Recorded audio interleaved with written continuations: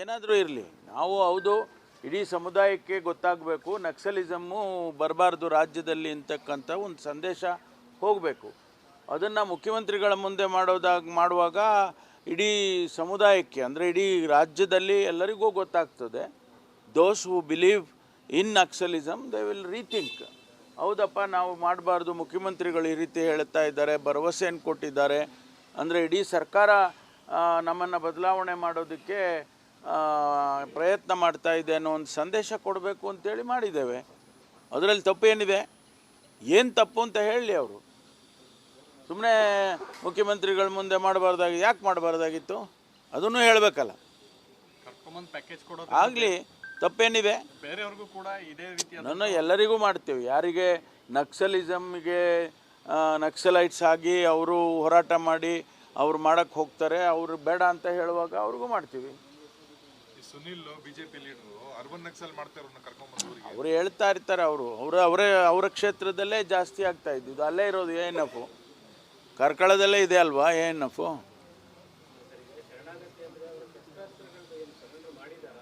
ಇಲ್ಲ, ಅವರು ಶಸ್ತ್ರಾಸ್ತ್ರ ಏನು ಅವ್ರ ಹತ್ರ ಇರಲಿಲ್ಲ. ಅವ್ರು ಬಂದಾಗ ಅವ್ರ ಶಸ್ತ್ರಾಸ್ತ್ರ ಇರಲಿಲ್ಲ. ಅವ್ರು ಏನು ಮಾಡಿದ್ದಾರೆ ಏನು ಅದನ್ನು ಇವಾಗೆಲ್ಲ ಇನ್ವೆಸ್ಟಿಗೇಟ್ ಮಾಡ್ತಾರೆ.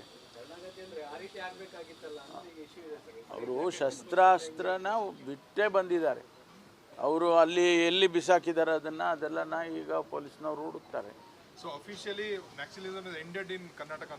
More or less, yes, 99% end ಆಗಿದೆ ಅಂತೇಳಿ ನಾವು ಅಂದ್ಕೊಂಡಿದ್ದೇವೆ. ಅವರು ಬೇರೆ ರಾಜ್ಯದವರು ಇದ್ದಾರೆ.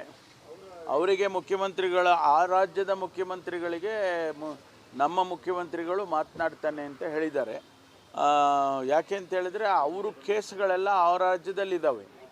ನಮ್ಮ ರಾಜ್ಯದಲ್ಲಿ ಇರೋದರ ಜೊತೆಗೆ ಆ ರಾಜ್ಯದಲ್ಲೂ ಕೂಡ ಅವ್ರಿಗೆ ಸಂಬಂಧಪಟ್ಟ ರಾಜ್ಯದಲ್ಲಿ ಕೇಸಸ್ಗಳಿದ್ದಾವೆ.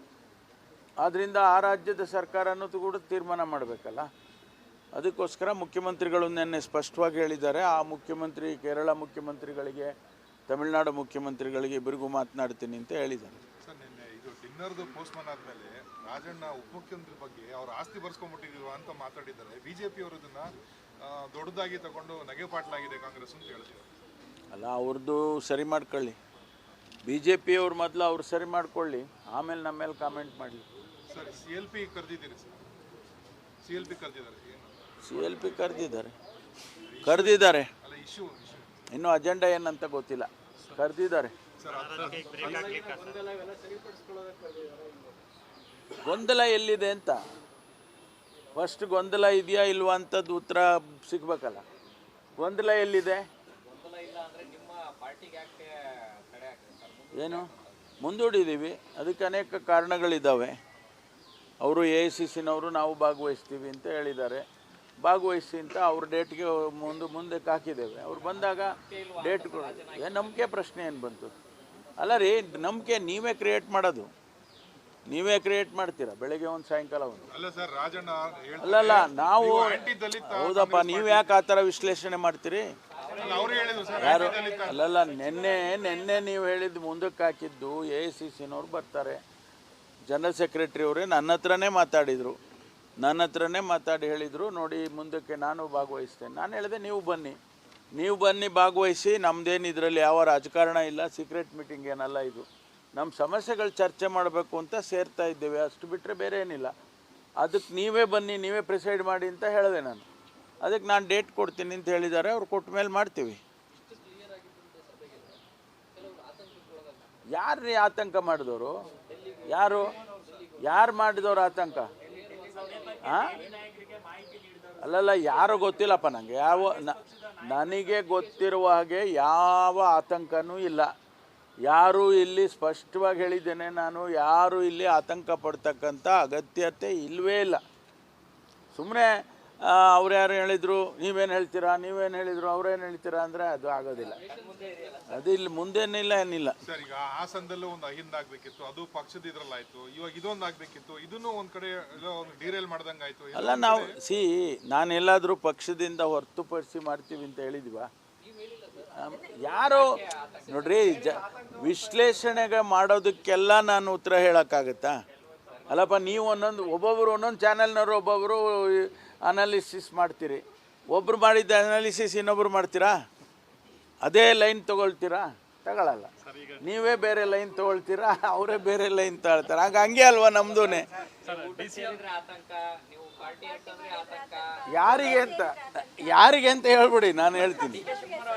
ಅವರಿಗೆ ಹೇಳಿದಾರ ಹಂಗಂತ ನೋಡಿ, ಸುಮ್ಮನೆ ಎಲ್ಲ ಹೇಳೋದು ಬೇಡ. ಡಿ ಕೆ ಶಿವಕುಮಾರ್ ಅವರು ಹೇಳಿದಾರ ನಮಗೆ ಆತಂಕ ಇದೆ ಅಂತ ಹೇಳಿದಾರ? ನಾನು ನಿನ್ನೆ ನಾನು ಇಡೀ ದಿವಸ ಜೊತೆಯಲ್ಲಿದ್ದೀವಿ, ಪ್ರೆಸ್ ಕಾನ್ಫರೆನ್ಸು ಮಾಡಿದ್ದೀವಿ. ನಾವು ಆತಂಕ ಇದೆ, ನನಗೆ ಆತಂಕ ಇದೆಯಪ್ಪ ನಿಮ್ಮದು ಅಂತ ಅವ್ರು ಹೇಳೇ ಇಲ್ಲ ನನಗೆ. ಗೊತ್ತಿಲ್ಲಪ್ಪ, ಅದು ನನಗೆ ಗೊತ್ತಿಲ್ಲ. ಅವ್ರು ನಿಮ್ಮ ಹತ್ರ ಹೇಳಿದಾರಾ? ಅಲ್ಲಲ್ಲ, ಗೊತ್ತಿಲ್ಲ. ಅದು ಯಾರನ್ನ ಕೇಳ್ಬೇಕು ಈಗ ನಾವು? ಸರ್ 15ನೇ ತಾರೀಕು ಡೆಲ್ಲಿನಲ್ಲಿ ಹೊಸ ACC ಕಚೇರಿ ಎಲ್ಲ ಹೌದು, ಭಾಳ ದಿವಸದಿಂದ ಅದು ನೆನೆಗುದಿಗೆ ಬಿದ್ದಿತ್ತು. 2009ರಲ್ಲೇ ಅದಕ್ಕೆ ಅಡಿಗಲ್ಲಿ ಹಾಕಿದರು, 90ರಲ್ಲಿ. ಅದು ಈಗ ರೆಡಿಯಾಗಿದೆ, ಉದ್ಘಾಟನೆ ಮಾಡ್ತಾ ಇದ್ದಾರೆ. DCM ಪ್ರತ್ಯಂಗಿರ ಹೋಮ ಮಾಡಿಸ್ತಾ ಇದ್ದಾರೆ. ಏನು ಪ್ರತ್ಯಂಗಿರ ಹೋಮ ಮಾಡಿಸ್ತಾರೆ? ಏನು ನೀವು ಅಲ್ಲ, ನಿಮ್ಗೆ ಹೇಳೋಗಿದಾರ ಪ್ರತ್ಯಂಕರ ಹೋಮ ಮಾಡಿಸ್ತೀವಿ? ಇಲ್ಲಪ್ಪ, ನಮ್ಗೆ ಗೊತ್ತಿಲ್ಲ, ನಂಗೆ ಗೊತ್ತಿಲ್ಲ. ಹೌದು, ಕಾಲು ತುಳಿತದಿಂದ ಸತ್ತಿದ್ದಾರೆ. ಅದು ಮೊದಲನೇ ಬಾರಿಗೆ, ಫಾರ್ ದಿ ಫಸ್ಟ್ ಟೈಮ್ ತಿರುಪತಿಯಲ್ಲಿ ಮೊದಲನೇ ಬಾರಿಗೆ ಈ ರೀತಿ ಆಗಿರೋದು. ಆಗಬಾರ್ದಾಗಿತ್ತು, ದುರದೃಷ್ಟಕರ. ವಿಷಾದವನ್ನು ವ್ಯಕ್ತಪಡಿಸ್ತೇನೆ. ಸತ್ತವರ ಕುಟುಂಬದವರಿಗೆ ಭಗವಂತ ಶಕ್ತಿ ಕೊಡಲಿ. ಅದೇ ತಿರುಪತಿ ದೇವರೇ ಕೊಡಬೇಕು, ವೆಂಕಟರಮಣ ಸ್ವಾಮಿ. ಇಲ್ಲ, ಯಾರು ಇನ್ನೂ ನಮಗೆ ಮಾಹಿತಿ ಪ್ರಕಾರ ಯಾರೂ ಇಲ್ಲ.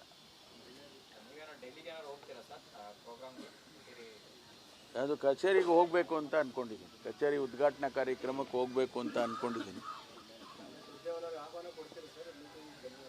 ಈಗಲೇ ಕೊಟ್ಟಿದ್ದೀನಲ್ಲ, ಇನ್ನೇನು ತಿರ್ಗಾ ಏನು ಕೊಡ್ತಾರೆ? ಈಗಲೇ ಕೊಟ್ಟಿದ್ದೀನಿ. ಏನೇನು ಮೆಚ್ಚಬೇಕೋ ಮೆಚ್ಕೊಳ್ಳಿ, ಏನೇನು ಮೆಚ್ಚದೇ ಇರಬೇಕು ಅದನ್ನು ನೀವು ಬಹಿರಂಗವಾಗಿ ಹೇಳಿದಾರಲ್ಲ ನಮ್ಮ ಚಿದಾನಂದ ಪಾಟೀಲ್. ಮೊನ್ನೆ ಭಾಳ ಚೆನ್ನಾಗಿ ಹೇಳಿದ್ದಾರೆ. ಎಷ್ಟು ಚೆನ್ನಾಗಿ ಹೇಳಿದಾರಲ್ಲ. ಭಾಳ ಆ ಥರ ಎಲ್ಲ ಹೇಳ್ತಾರೆ. ಅದಲ್ಲ, ಬೇರೆದನ್ನ ಹೇಳಿದ್ದಾರೆ ಅವರು. ನನ್ನ ಬಗ್ಗೆ ಸರ್ಟಿಫಿಕೇಟು ಕೊಟ್ಟಿದ್ದಾರೆ. ನಮಸ್ಕಾರ, ಕರ್ನಾಟಕ ಪ್ರೈಮ್ ಟೈಮ್ಗೆ ಸ್ವಾಗತ. ನಾನು ಜಯಪ್ರಕಾಶ್ ಶೆಟ್ಟಿ.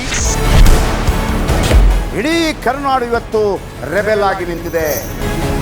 ಈ ಹಗರಣಗಳನ್ನು ಸದನದಲ್ಲಿ ಪ್ರಸ್ತಾಪ ಮಾಡಲು ಕೂಡ ಕಾಂಗ್ರೆಸ್ ಹಿಂದೇಟು ಹಾಕಿದ್ದೇಕೆ?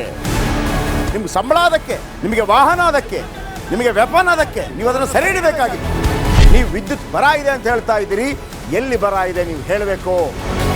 ಪಾಕಿಸ್ತಾನ್ ಆಕ್ಯುಪೈಡ್ ಕಾಶ್ಮೀರ್ ಅದು ಎಂದೆಂದಿಗೂ ನಮ್ಮದು.